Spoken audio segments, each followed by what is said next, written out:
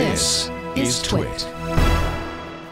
This episode of iFive for the iPhone is brought to you by Harry's. For guys who want a great shave experience for a fraction of what you're paying now, go to harrys.com, get $5 off your first purchase by entering the code iFive when you check out.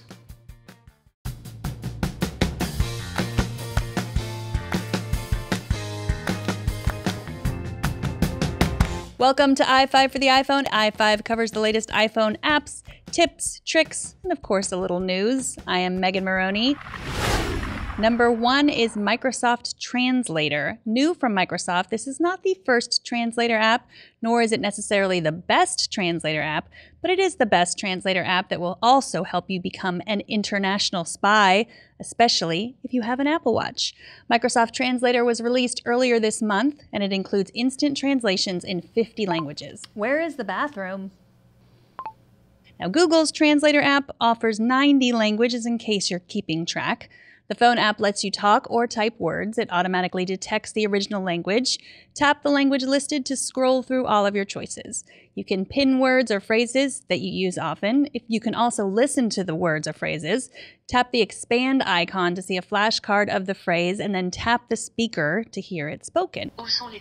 This feature is useful if you're trying to communicate and your pronunciation stinks because you never paid attention in your high school French class. Just hold up your phone to your kind stranger who will absolutely make fun of you later, but who cares? At least you know where the bathroom is. Double tap to get rid of the screen. The settings icon lets you adjust your cellular and Wi-Fi choices, which can be really helpful if you're traveling abroad and you don't want to ring up a bunch of data charges. Tap the clock icon to see your translation history to remember words or phrases you've needed before. Now, if you want to be the international spy, you should absolutely get the Microsoft Translator Apple Watch app. Then you can speak phrases into your watch and get instant translations. Now, if you're still embarrassed to talk into your watch, you can pin the common phrases that you think you'll need and then surreptitiously pull them up on your watch. You can also pin them on your phone. They'll automatically sync to your watch. Translator is free. Number 2 is Apple Music, the Ultimate Guide. If you've signed up for the 3-month trial of Apple Music when it first came out, your days of free music streaming are running out. Will you sign up and agree to pay $9.99 a month for the service? If you really want to get the most out of Apple Music to decide if it's worth your hard-earned cash every month, you might want to invest $4.99 on the iBook about Apple Music by Serenity Caldwell over at iMore. It's called Apple Music, the Ultimate Guide, and because it's an iBook, you can read it right on your iPhone. Here are just some of the questions you can get answered in this 150-plus page book.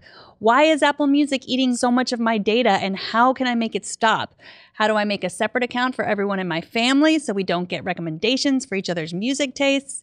How do I back up my iTunes library without screwing up my album art? If you've struggled with Apple Music, but you're not ready to give up yet, then this is the manual for you. And the best part, it's an iBook, so as Apple Music gets updates, the book will be updated too, automatically and for free. You can buy iMore's Ultimate Guide to Apple Music in the iTunes Store for $4.99. Number 3 is Brainscape. A few weeks ago, Leo and I did our annual Back to School episode on iOS Today. If you want to see our roundup of study apps, check out episode 259. And if you haven't subscribed to iOS Today, what are you waiting for? Go subscribe right now. I'll wait. Thank you. My favorite app in this genre is called Brainscape. Brainscape offers some free flashcards, some paid flashcards, and the ability to create your own flashcards. Here's one of the free decks. Answer the questions and then tap the card for the answer. What I really like about Brainscape is that they use a scientific method called confidence-based repetition. As you answer each question, you can specify how well you knew the answer. Brainscape learns what you still need to learn and organizes your deck of flashcards for you. You swipe to go to the next card or double tap to go backwards in the deck. If you want to go to a particular card later, you can tap the star to bookmark it. Now, as I said, Brainscape is free, but some of the study decks will cost you. If you want an app that contains more free decks, but that isn't as polished, try Quizlet. This episode of iFive for the iPhone is brought to you by Harry's. Harry's is fixing a problem most of us have, paying too much for overpriced razors. Let's admit, shaving is not fun. It's not fun at all. Sometimes we cut or scrape ourselves with dull blades. Razors are expensive. They run about $4 a blade. A guy who shaves every day spends hundreds of dollars a year just on razors. And when you go to the store to buy them, sometimes they're locked up in those pesky cabinets and you feel like you're stealing something. It's a big pain. There's a company that's fixing all of this for us. It's called Harry's. My husband loves his Harry's kit, and I love how soft his face feels. Plus, Harry's makes their razors in their own factory in Germany. They engineer them for sharpness and high performance, and they ship them for free right to your front doorstep.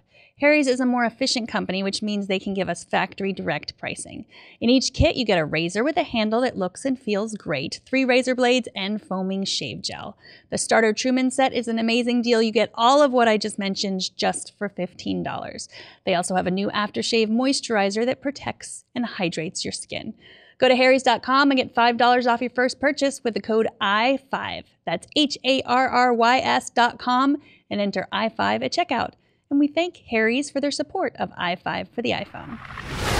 Number 4 is an email app called Xero. Now, I mainly use the Outlook app on my iPhone, but when I'm in the mood for some serious email maintenance, I use Xero. I have blabbed on and on about Inbox Zero, that elusive accomplishment of having an empty inbox. I practice Inbox Zero with my Twit work email. What that means is that by the end of every day, I've either replied to, deleted, forwarded, archived, or filed away every message in my inbox. Nothing's left. This took me only a few half-hour sessions, and now it only takes a few minutes at the end of every day to complete. But I've only had that email address since January, so things had not yet spiraled out of control. My personal inbox is a totally different story, but I'm working on it. And whenever I have a few minutes in my day, instead of scrolling mindlessly through Facebook or Twitter, I open the Xero app instead. Xero features a tool called Mail Feed. It's a little like Tinder for the inbox. You can reply quickly, tap the star to keep the email in your inbox for later, or tap Move to file the email into a project folder. But what I really love is how easy it is to swipe up to archive. Xero strips all the graphics and clutter from your email so you can quickly scan and swipe. If you need to get a better look at the email, swipe left. Trust me, if you spend your idle time swiping away your unwanted email instead of mindlessly swiping through your Facebook feed, you will feel much more accomplished afterwards. Now, I recently spoke to the creator of Xero, and he asked me to test their newest version, which will include a new self-learning algorithm that can sort your emails by importance. The new version will launch soon, and I'll let you know what I think. The current version of Xero is free. Number 5 is Copilot. Dave wrote me an email that said, I just had a chance to watch your iFive program on navigation apps, and I wanted to mention an app that I have used for several years that I really like. It's called Copilot. There are several versions. I use Copilot USA, though I also purchased the European maps. One of the things I like is that you don't need to use data, as it will work just like a pure GPS. This came in handy when I was in France. I used it with my iPhone 6 in airplane mode. It was wonderful to travel over France without using data. Thanks for the recommendation, Dave. If you have a GPS app or any app to recommend, you can email me at megan@twit.tv or email the show at iFive@twit.tv. And that does it for this episode. Thanks for watching. All of the apps, links, and other info from the show can be found at twit.tv/iFive. I am Megan Morrone, and we'll see you next week on iFive for the iPhone. Bandwidth for iFive for the iPhone is provided by CacheFly at CACHEFLY.com.